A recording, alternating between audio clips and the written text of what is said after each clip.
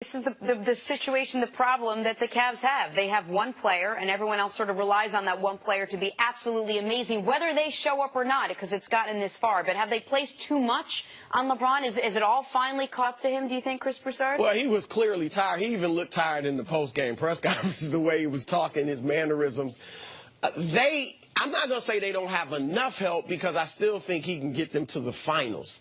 But this is, I'm going to say two things. One, this is the worst supporting cast he's had in a team in the conference finals. And I'm talking about 2007, which most people think is one of the worst teams, if not the worst team, to get to the finals. But they were excellent defense. Exactly. They were a top 5 defense. You knew you could count on their defense. Home and away. Yes, that was their calling card, and then you had LeBron. And they did have 3 double-figure scores in the postseason compared to this team that's got 2. The second thing I want to say, this is an indictment, and I've defended him. I've been a defender of Kevin Love, but this is an indictment on him. He's a perennial all-star, 5-time all-star. I don't think he's a Hall of Famer in the future. Some people think he is. Some people have said that they think he'll be in the Hall of Fame. He has given you 15 points a game on 39% shooting. And this is who Kevin Love is in the postseason. That's right in line with his career playoff averages. And I would defend that as a third option when you're not getting the same looks every night. They're running offense through him sometimes. Yes, he's your second option now. This is his opportunity to do it and prove that I'm still the Minnesota Kevin Love.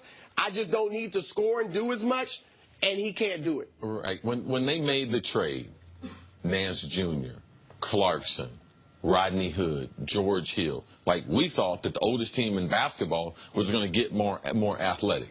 This is not a very, very athletic team. When you remove Rodney Hood from the rotation and he's not playing, and JR, his play is totally suspect. Like, they become less athletic. They can't get up and down the court. This is an offensive-driven team. They got to be able to shoot threes, push the break to be able to generate open threes. So when they don't have that, you can't depend on their defense. You can't go through 82 games. I know we'll talk about, they went through a couple trades. They went through some rotation. But from a philosophy standpoint, it is not their philosophy to play defense. 29th, I'll keep repeating this, in the NBA during the 82-game regular. What do we expect to see in the playoffs? We expect some transformation, that the Cavs are going to be a good defense, and no, they're not a good defense. And this talent, as you mentioned, is, I mean, it's almost criminal to see LeBron, that if he decides to take a break or he gets a little winded, that the team has no chance to win. But the defense, though, while it's been terrible throughout the regular season and not much better in the playoffs, the defense wasn't the problem yesterday. The problem yesterday was the offense. Yeah, they would have taken holding Boston to 96 points. Like, the problem is that Kevin Love scored 4 points after the first quarter. He had 10 in the first 4 points after. How about this? All the starters, aside from LeBron, after the first quarter, they played 67 minutes. They combined for 13 points. Combined. That's the starting lineup outside of LeBron, quarters 2, 3, and 4. Jordan Clarkson gets in the game. He finds a way to take 10 shots in 15 minutes, because of course he does. Your second favorite, Cav. Oh, my God. But you're not surprised by any of this. No, hold on. This is, Jenna, it's one thing to be bad as a supporting cast. It's another. Let me tell you the only times a Cavs supporting cast. But Jenna's not wrong. What do you mean? Because I've been talking about this team every single not day being a good team all season. So her thing is, are we surprised? No, we're not surprised, Jenna. No. Now, I'm going to tell you what we might be a little surprised. We're surprised. You know what he said in the Pacers series? Chris, you know something? The reason why I'm encouraged is because they can't play worse. And in Toronto series, that was true. That was true in the Toronto series. Oh, but that didn't end the season. Did they pass off some trophies after that? But I said that if you're going to do that. I said that in response to you saying the Raptors were going to beat the Cavs. And I said if LeBron stays at this level, the supporting cast won't be worse. I told you in the next series, the also-rans would show up. And that's where we are now. So, Jenna, to answer your question, no, we shouldn't be surprised by this team. No. Because it was, and I said it right on this show in this chair, it was blind faith in LeBron. That was the only reason to say they're going to get to the finals. That was it. There was nothing we saw on the court outside of those first few days after the trade, right? When the young boys look good, but they just have proven they're not ready for prime time. Okay, so then I want to go back to something you mentioned yesterday that you've talked a lot about. The Cavs are now down 3-2. They're playing a Boston team that hasn't lost a home game. The supporting cast is playing terribly, right? We all agree. In order for the Cavs to make the finals, it's going to take back-to-back spectacular LeBron James games, including a Game 7 win on the road, obviously. Maybe not back-to-back, because the supporting cast has been better at home. Okay, but LeBron... He'll have to play sure, great. LeBron's going to have to play really LeBron well has in to Game show 6. up He's going to have to be LeBron. And then in Game 7, he's going to have to be spectacular. Yes. Yet some folks would make the argument it's better for LeBron to lose one of these games.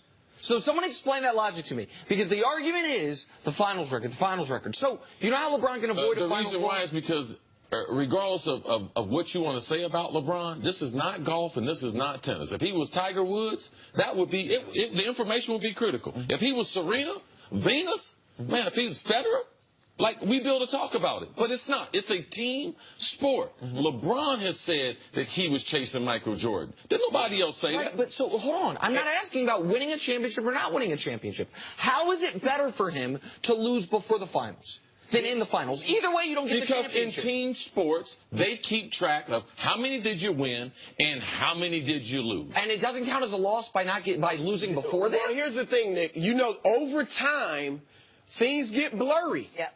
We don't think about, I'll put it this way, Michael Jordan. First of all, you've brought up, oh, he lost in the first round. He got swept in the first round. He didn't make it his first 6 years. You're the only one that talks about that. Nobody else thinks about, oh, he got beat in the first round. We think about 6-0. And here's the thing, when he came back from baseball and they got beat by Orlando, it actually was better for him not to get to the finals, because I get it. Then everyone's lost their mind. You always want to go as far as you can. Of course. But when we look back, if they had gotten to the finals and lost to the Houston Rockets, that mystique of Jordan never losing, being 6-0, he'd be 6-1, and it would be worse for his legacy.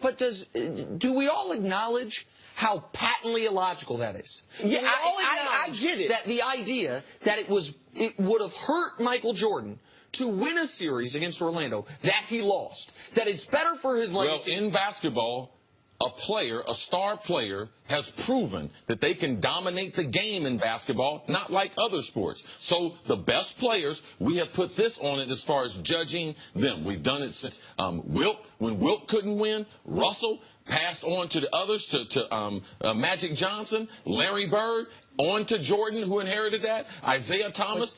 Does that only apply to the finals, though? That's my question. In the grand discussion, because you're saying a great player can power a team to victory. No, that's what your numbers say with NBA history. Oh, I agree with you. Right? But so why are you only applying that to the finals? Why are we not saying when a guy loses in the first round, second round, or third round, a great player would power them to the finals? Every round you win is an accomplishment. Every step on the ladder. You're making sense. I get where you're coming from.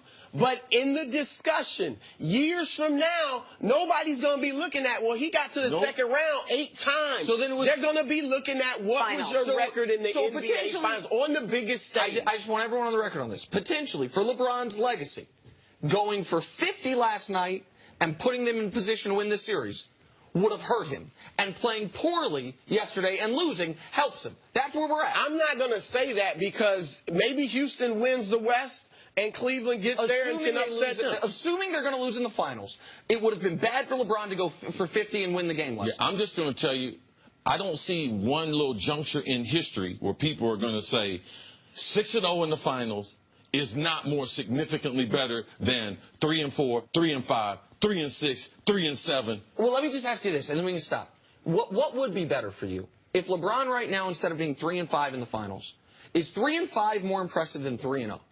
That's my question. If LeBron had only made the finals 3 times, and with the 3 times he won, or what he's done, which is make it 8 times, if those other 5 years he lost in the East, what's more impressive? More impressive is going 8 times. Okay. But it's not more impressive than winning 6. Okay. And 3-0 isn't close to 6-0 either. So even if LeBron were 3-0, nobody'd have him above Jordan. Right. And another reason why, Nick, you're smart.